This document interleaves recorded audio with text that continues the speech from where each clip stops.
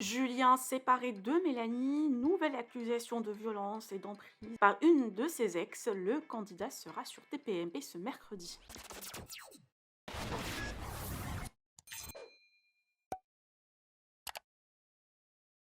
Julien Bert dans la tourmente et en plein polémique depuis la publication des vidéos de Ilona sur leur relation et l'emprise subie par ce dernier.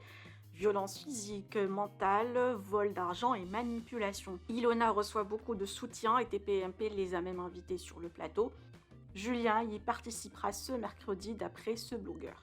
Mila Jasmine et Manon Marceau, deux ex de Julien, restent à ce jour silencieuses, tandis que Aurélie d'Autremont, sous la pression des réseaux et des internautes, a décidé de balancer qu'elle était aussi sous l'emprise du candidat et ne poussera jamais une de ses amies dans les bras de ce dernier.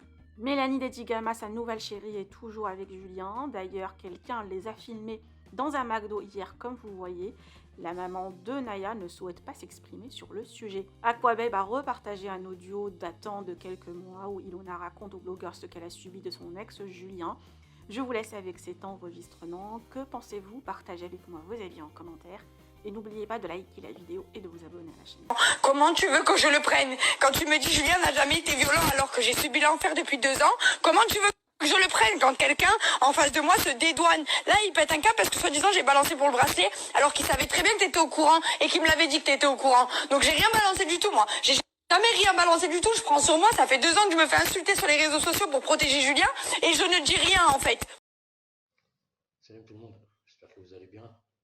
Moi ça allait bien jusqu'à ce que j'entende les conneries à Julien Bert, qui essaye de faire passer Ilona pour une fois, là, avec des arguments complètement bidons. Du style, à chaque fois elle est revenue vers moi, elle a tout fait pour revenir vers moi. C'est la meilleure des preuves. Non, non, c'est pas la meilleure des preuves. Je vais te dire pourquoi elle est revenue. Parce qu'elle était sous emprise. Tu sais c'est quoi d'être sous emprise? Vous savez ce que c'est d'être sous emprise d'un mec comme ça? Et vous savez à quel point c'est dur de pouvoir se défaire de cette emprise-là? Vous imaginez même pas ce qu'elle a vécu. Moi, je le sais. Je sais exactement ce qu'Ilona a vécu parce que j'ai perdu ma mère dans ces conditions.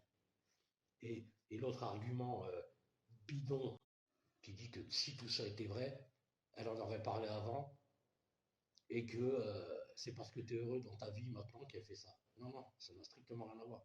Elle en parle maintenant parce qu'aujourd'hui, Ilona a décidé de se reconstruire et que de vider son sac, c'est nécessaire à sa reconstruction. Elle n'en avait pas parlé avant parce qu'elle avait des séquelles et que c'est difficile de parler de situations comme ça.